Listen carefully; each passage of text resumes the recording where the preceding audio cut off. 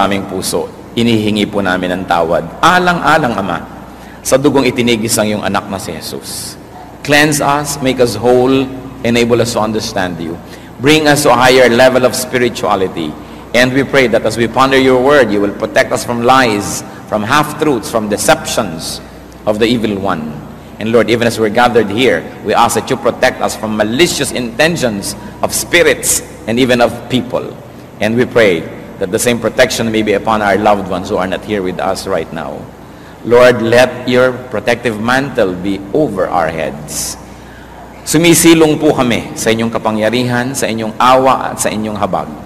Mangusap po kayo. Marapatin yung tungtungan ng inyong paang inyong lingkod. Maitaas namin ang inyong pangalan at kami naman, Panginoon, tumanggap na yung pagpapala. Kayo po ang maging tagapagsalita. Gamitin niyo lang po ang inyong lingkod. Dalangin namin ito, may pasalamat sa pangalan ng Panginoong Jesus. Ang Panginoon po ay nagturo sa kanyang mga disipulo ng napakamaraming mahalagang bagay. Sa katunayan, kung meron lang tayong kaunting panahon na nalalabi para pag-aralan ng Biblia, napakagandang pag-aralan ng 3 chapters na Matthew 5, 6, and 7. Yung pong tinatawag na Sermon on the Mount. Akala po ng marami ay napakaraming tagapakinig ng Panginoon noon na nagsalita siya sa bundok at napakaraming angaw-angaw na taong nakikinig. Subalit malinaw po ang sinabi sa Scripture, maraming tao ang ginawa ng Panginoon, inipo niya yung kanyang mga disipulo at sa isang sulok ay tinuruan niya. Sa makatuwid, ang primary audience ng Sermon on the Mount were the disciples of the Lord themselves. Hindi mga unbelievers, hindi mga kung sino lang, kundi mga disciples. At dahil dyan, mahalaga po na siya sa atin tayong nagsasabing Kristiyano na tayo, meron na tayong maturity, meron na tayong position sometimes in the church. Ano po ba ang sinasabi ng Panginoon tungkol sa pag-aalala? Matthew 5, 1-2, Now when he saw the crowds, he went up on a mountainside and sat down. His disciples came to him, and he began to teach them. Matthew 6, 25-27, Therefore I tell you, do not worry about your life, what you will eat or drink, or about your body, what you will wear. Is not life more important than food, and the body more important than clothes? Look at the birds of the air. They do not sow or reap or store away in barns, and yet your heavenly Father feeds them. Are you not much more valuable than they? Who of you, by worrying, can add a single hour to his life? What is the teaching here? Do not worry about your life. Do not worry about your existence, your survival. Don't worry about the very basics. Huwag daw pong mag-alala. Huwag matakot. Huwag lagi nang magkaroon ng agam-agam tungkol sa ating buhay. Anong kakainin ko? May kakainin pa ba ako? Anong iinumin natin? Nauubos na daw yata ang fresh water supply ng planeta. Paano kaya? Lumipat na sa Canada dahil marami dong mga lakes. O sa Antarctica dahil maraming yelong pwede pang tunawin. Masyadong maraming alalahanin ng mga tao ngayon. Sabi ni Lord, do not worry about what to eat or drink. This is the very core of survival. Because the Lord says, life is more important than food. Life is more important than just survival. Now, don't get this wrong. Hindi sinasabi ni Lord na do not think about what to eat, do not think about provision, that do not plan about it. Ang sabi niya, do not worry. Because when you worry, you will be robbed of many happiness and many joys in life. And there is so much more to life. Sinasabi ni Lord, yung buhay, mas marami pang mahalagang bagay kaysa kung anong kakainin. Kumakain lang ang tao para huwag mamatay. Nagdadamit siya para huwag ginawin o para huwag siyang malantad. Pero ang buhay ay lampas pa sa mga anong kakainin at anong isusuot. At ano pa pong sabi niya? Do not worry about your body, what you will wear. So dati basics, food. Very basic yung food Although iba gusto nilang isama yung clothing sa basic needs. Pero ang totoo, food talaga. Kasi nung si Adan at si Eva ay nilikha, binigyan sila ng pagkain, pero wala naman silang damit. Hindi nila kailangan yon nung wala pa silang malisya. At maganda pa ang klima ng planeta, hindi pa nasisira ang nature, kaya hindi nila kailangan ng protection. But then secondarily, you need clothing. So, iba't ibang level ng need ang sinabi ni Lord dito, the very basic, and then the secondary, or the second most basic. But he says, your body is much more valuable than what it wears, than what you put on it. At ano po ang logic? Ano ang rason? Ano ang katwiran? Kung bakit sinasabi ng Panginoon na huwag mag-alala kung anong kakainin at dadamtin? Because God feeds and God takes care of the birds. God takes care of creation, and therefore God will take care of you. God will feed you. Ano po sinasabi dyan? Ang mga ibon nga, pinapakain Nakakita ka na ba ng ibon na nagtatanim? Nakakita ka na ba ng ibon na nagsasaka? Pero, ibon yan. Kahit na mamera lang yan at natitira-tirador, nababaril-baril, hindi maaaring, hindi inaalagaan yan ng Diyos. Ikaw pa, tao ka. Yun ang logic. Ang totoo, hindi naman po bago tong reading na to. We are not here to educate one another on the words of God. Most of these things we already know. But we are here to continue to ask God to help us understand it so we can live by the words of God. Dahil ang sabi ni Lord kay Satan, man does not live by bread alone, but by every word that comes from the mouth of God. Na ang tunay nating pagkain, ang tunay nating ikalalakas, ikalulusog, yung salita ng Diyos. Salita na hindi lang nadidinig, hindi na may memorya, kundi salita na nagkakaroon ng buhay kung ating ipinamumuhay. What else is the logic? One, that God will take care of us. Second, that worrying cannot extend life. Hindi naman nadadagdagan talaga yung haba ng buhay kung mapag-alala tayo, umiiksi pa nga. Hindi naman nadadagdagan ng kasiyahan kung mapag-alala tayo, nababawasan pa nga. Matthew 6:28-30. And why do you worry about clothes? See how the lilies of the field grow. They do not labor or spin. Yet I tell you that not even Solomon in all his splendor was dressed like one of these. If that is how God clothes the grass of the field, which is here today and tomorrow is thrown into the fire, will He not much more clothe you, O you of little faith? Napakalinaw naman. Bakit nga nag-aalala tungkol sa isa dadamit? Tingnan nyo ang mga bulaklak. Ang mga damo na namumulaklak sa parang hindi naman sila naghahabi ng tela, hindi sila nag-disenyo, nagbuburda, hindi sila nag-paint ng mga tela. Pero tingnan mo kung paano sila damtan ng Diyos. Kahit si Solomon, na pagkarangya-rangya ng mga isinuot, hindi man lamang nadaig ni Solomon ang mga bulaklak na nilikha ng Diyos. At sabi niya, kung yung mga bulaklak lang at damo-damo, buhay na buhay ngayon pero bukas ay lanta na at susunugin na, pinag-iisipan pa ng Diyos na damitan ng magandang kulay, magandang disenyo. Ikaw pa ba na mahaba ang buhay? Ikaw pa ba na may panghabang panahon na buhay? Ikaw pa ba na nilikha sa wangis ng Diyos? At ikaw pa ba na dahilan kung bakit ang anak ng Diyos ay namatay sa krus ng Kalbaryo? Ikaw pa kaya ang hindi damitan? So, Jesus says, don't worry about these things. Because worrying cannot make one look beautiful. Sa katunayan, nakakapagpapangit pa nga yung pagpapaalala. Kaya nakikita nyo po yung mga lalaking magandang malaga ng kanilang mga may bahay. Magagandang mga may bahay. Para mga sariwang-sariwang ubas. Pero pagka ang may bahay ay mukhang pasas, ang sisihin nyo yung asawa. Hindi mo yata inaalagaan ng puri. Hindi mo yata inaalagaan na magtiwala siya at huwag siya mag-alala. Kung wala ka, kaya na yan, nagkanda, tuyot-tuyot na. Pero ang tao pag inaalagaan, gumaganda. Ang napakalakas mo magpapangit pag-aalala. Kaya sabi ng Panginoon, huwag kayong mag-alala. Kaya po kung minsan merong tao, hindi mo naman kilala, sasabihin ba, siguro sister o brother natin yan. Bakit? Kasi mukhang Christian eh. Ano ba itsura ng Christian? Tingnan nyo nga katabi nyo. Ano nga ba itsura ng Kristiyano? Yung bang meron kang hindi maipaliwanag na ningning ng kanyang mata, payapa ang kanyang loob, kahit siguro wala siyang pera, kahit may sakit din siya, pero dahil sa pagtitiwala sa Diyos, kitang-kita mo na matining ang loob. Napakahalaga na nakikita sa ating mukha yun. Subalit ang pag-aalala, inaagaw yan sa atin. It is God who gives beauty. It is not what we wear. Although it helps. Pero hindi kayang takpan ng damit o make-up ng isang malungkot na puso. Hindi kayang ikubli ng kahit anong maskara ang mapait na kalooban ng isang tao.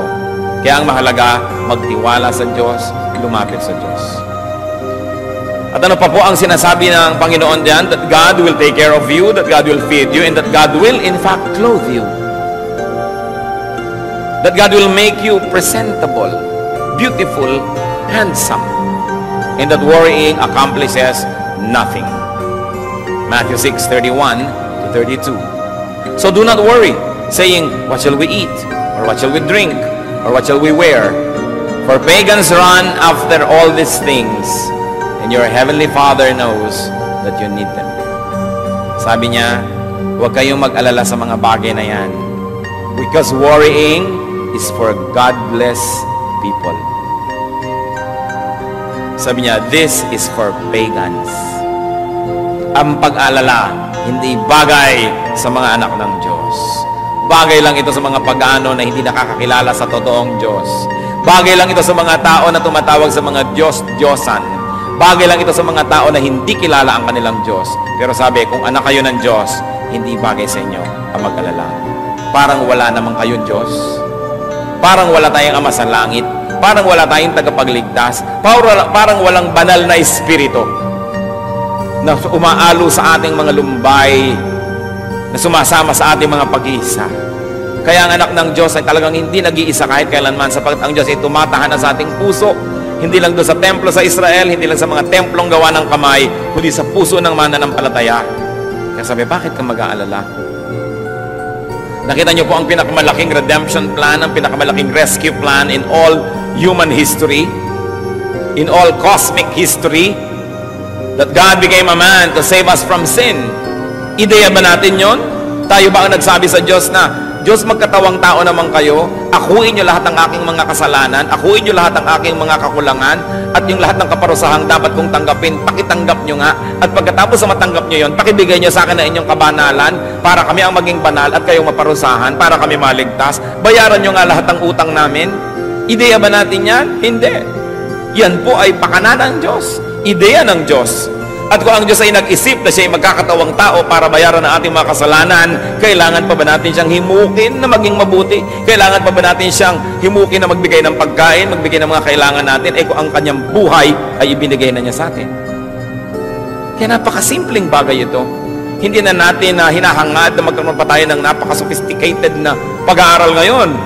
Balikan lang natin kung ano yung simple, unawain ito, namnamin at ipamuhay, at napakalaki ng bigat na mawawala na ating mga daladala araw-araw, mga alalahanin, mga pag-iisip. What are the steps to freedom from worry? Salamat na lamang at hindi lang sinabi ng Panginoon na huwag kayong mag-alala, tapos tinigilan na niya. Itinuro niya kung paano masusunod ang kanyang utos na huwag mag-alala. Sapagkat utos din ang ibinigay niya. Matthew 6:33 to 34. But seek first His kingdom and His righteousness, and all these things will be given to you as well. Hindi naman pala niya binabaliwala yung damit. Hindi naman niya binabaliwala yung kumain tayo ng masarap at magplano ng mga kakainin. Ang sinasabi niya, hindi ka nabubuhay para mag-alala tungkol sa mga bagay na yan. Problema ko yan eh. Ako ang Diyos, ako ang Creator, ako ang Provider. Ang problemahin mo, eto. Unahin mo ang kaharian ng Diyos at ang kanyang katuwiran. Yan ang atupagin mo sa buhay. At pag inatupag mo yan, sabi niya, lahat nitong inaalala mo, idadagdag ko lang yan sa'yo. Dagdag lang yan eh. Hindi yan ang mahalaga. Icing lang yan. Hindi yan ang tunay.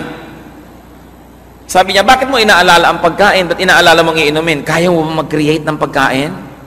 Kahit kaya mong magtanim ng buto, ikaw bang nagpapatubo dyan, nagpapalabas ng ugat ng mga dahon? Ikaw ba ang sinasabi mong ganito ang mangyayari?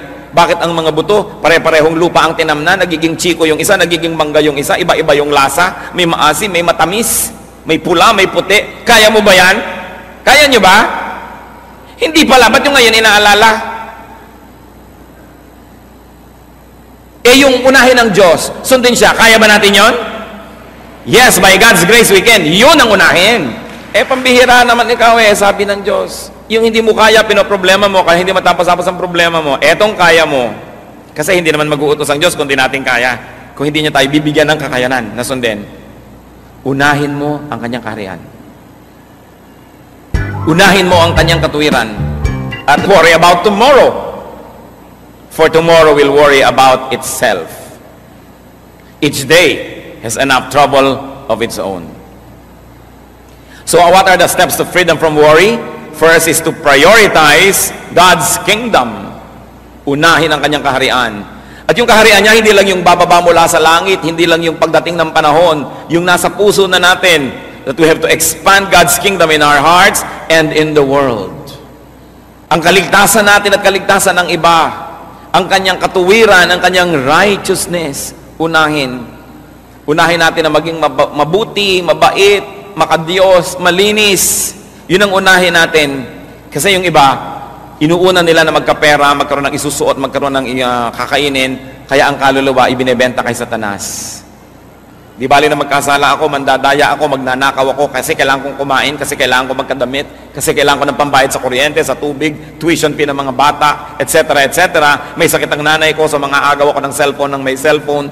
Sabi ni Lord, lahat ng bagay na kailangan nyo, kaya kong ibigay. Ang gawin nyo, pumwesto kayo doon sa lugar na dadaanan ng pagpapala ko. At yung lugar na yon, yung lugar ng kabanalan, lugar ng pagiging makadiyos. At pag doon ka lumagay, ang Diyos ang may problema kung paano kanya bibigyan ng iyong kailangan.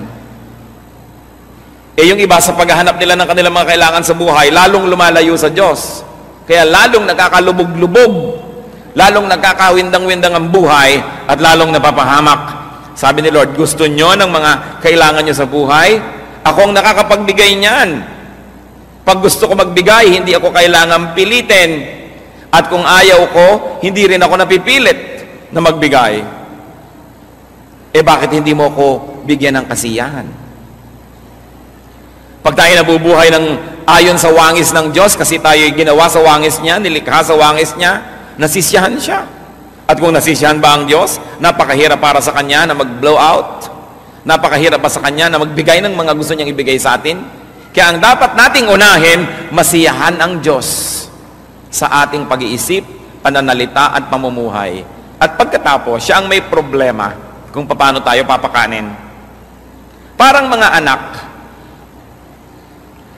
pinag-aaral ka ng magulang mo, ang problemahin mo, mag-aaral kang mabuti, ipasa mo ang iyong mga subjects, huwag kang mag-drugs, huwag kang mag-premarital sex, huwag kang nobyo-nobyo agad ang inaasikaso. Yun ang problemahin mo. At yung magulang mo naman, ang namang problema ng ipangbabayad mo sa school, kakainin mo, ibabayad sa kuryente na ginagamit mo sa mga ilaw mo sa bahay. Kasi mayroon tayong ganong role. Ang role ng Ama is to provide for us. Ang role natin, sumunod. Sumunod. Bigyan siya ng kasiyahan. At sabi, all these things will be added unto you. Why? Because you have placed yourself under God's governance, under God's economy, under God's care.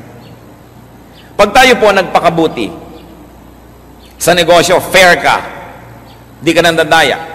Empleyado ka, di mo dinadaya ang iyong employer. Employer ka, hindi mo dinadaya ang iyong mga empleyado. Sasabihin ng logic ng mundo, ay, lugi ka. Because you can get more by cheating. Pero pag sumunod po tayo sa Diyos, inuna natin ang kanyang kabutihan, ang totoo nun, ang ginagawa natin ay nagpapasakop tayo sa kanya. Meron ba kayong mga alaga sa bahay? Pagka po ba sila yung umiiyak at gustong kumain, binubugbog nyo? Hindi. Kumisa nga yung ribbon ng aso, ribbon din ng amo eh. Kung ano yung suot ng amo, suot ng aso rin. Pagka ba yung pet ninyo ay nagiginaw, lalo nyong binubusan ng yelo? Pagka ba may ibon na dumapo sa inyong bintana dahil may bagyo at sira-sira ang pakpak niya, sabi niyo, ay mahina ang ibong to, ano gagawin niyo? Dudurugin mong ibon? Hindi. Aalagaan mo dahil dumapo sa iyong bintana, nagpapaampon sa iyo. Sa palagay niyo, anong gagawin ng Diyos kung sa Kanya tayo nagpapaampon?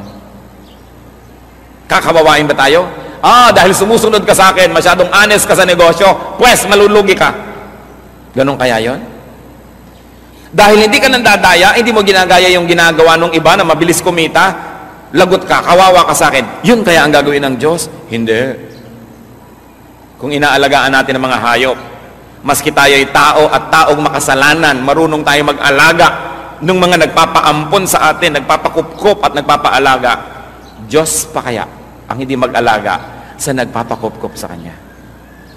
Kaya ang dapat nating unahin sa buhay, to surrender to God, to seek God's protection, and to live by God's decrees. Because God is an infinitely better, in fact, He is the best keeper. Hindi ka pwedeng malugi dahil sumunod ka sa Diyos. How else do you step away from worry? Do not fast forward life's concerns. Yung kasing fast forward, hindi pa dumadating doon, pwede mo na i-forward yung tape, yung pelikula, kahit ano. Pero ang tinuturo po sa atin is to tackle only immediate concerns. Because today's grace is good only for today's needs. Tomorrow's troubles will be allotted God's grace tomorrow. Do not extend God's grace for today to tomorrow's issues. Ano po ang katuruan ng Panginoon? Binibigyan kita ng lakas para sa mga ipinapagawa ko sa iyo ngayon. Binibigyan kita ng kakayahan para sa mga dapat mong magawa ngayon. Kaya ka nang hihina. Yung ibinibigay ko sa yung lakas na pang ngayon, fina-fast forward mo na sa problema bukas, sa problema sa Miyerkules, sa problema sa next month, sa next year. Kaya yung lakas na pang ngayon, dapat sana'y sapat, kinakapos, kasi konti na lang itinitira mo, iminumudmud mo na doon sa mga problemang di pa dumarating. Matthew 6:11, ang turo niya, give us today our daily bread. Kung ano lang po ang kailangan ko ngayon, yun lang po ang ibigay nyo sa akin. Nakita niyo po itong nagpaulan ng mana o tinapay mula sa langit ang Diyos? Ang bilin niya sa mga tao, ipunin niyo lang yung kailangan niyo para sa araw na to. Yung iba hindi nagtitiwala. Sabi, ay naku, baka hindi na umulan bukas, baka wala ng mana bukas, be wise. So ang ginawa nila, nag-ipon sila ng higit sa kanilang kailangan, nakita nila biglang inuod, nabulok. At sabi ng Diyos, bakit may mga nabubulok na mga mana sa inyong mga tent? Kasi kumuha kami ng pambukas Di ba sabi ko na nga, kunin nyo lang yung pang ngayon. Paano kung bukas, wala kayo dyan? Actually, maraming tao, ganun ngayon ang trato sa Diyos. They spend today's energies for tomorrow's worries. Therefore, it is not enough for tomorrow's worries because it has to share with today's needs. And today's needs don't get enough energy because it shares with tomorrow's needs. Lamentations 3:22-23. Because of the Lord's great love, we are not consumed. For His compassions never fail. They are new every morning. Great is your faithfulness. Sabi, hindi tayo nalilipol, hindi tayo nauubos dahil sa pag-ibig ng Diyos na di nagmamaliw. Ang Kanyang pag-ibig ay bago ng bago, araw-araw. Kung tayo po'y lagi mag-aalala, ano mangyayari sa atin? Magiging duwag tayo. Hindi natin magagawa ang mga ipinagagawa sa atin ng Diyos. Paliliitin natin ang paliliitin ang ating ginagawa. Sigun lamang at bagay lamang doon sa maliit na ating pananaw at sa maliit na pananampalataya. Meron bang himala? Meron. Tayo ang isang patunay ng himala ng Diyos. Tingnan ninyo ang inyong paligid.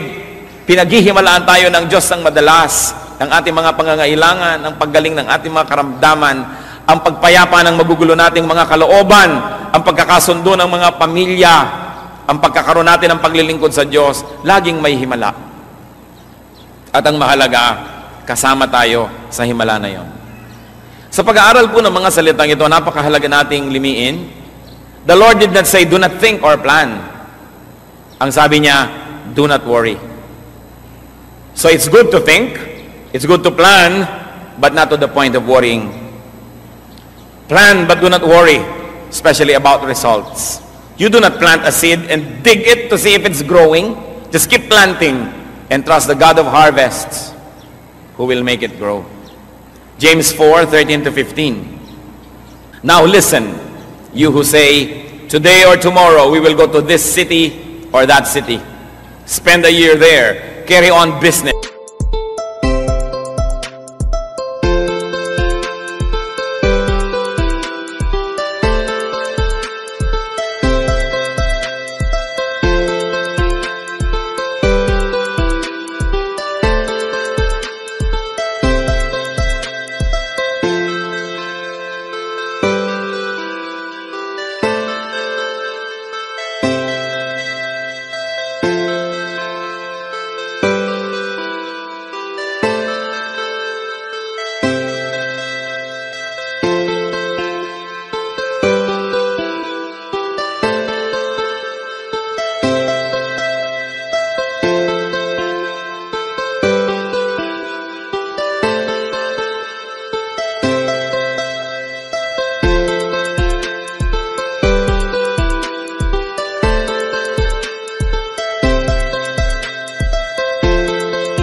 riches and make money.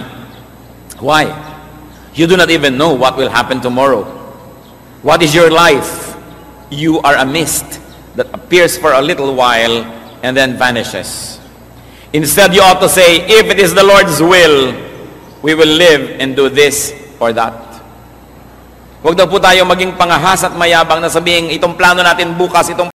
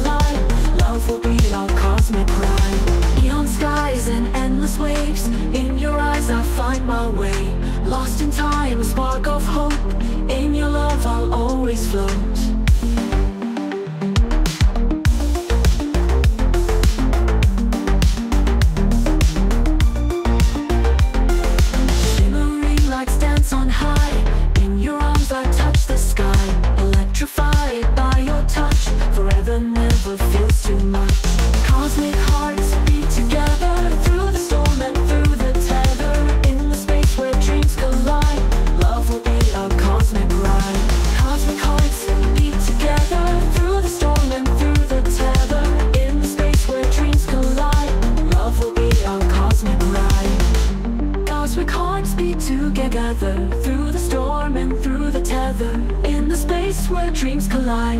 Love will be our cosmic ride. Neon skies and endless waves. In your eyes I find my way. Lost in time, a spark of hope. In your love, my home I found.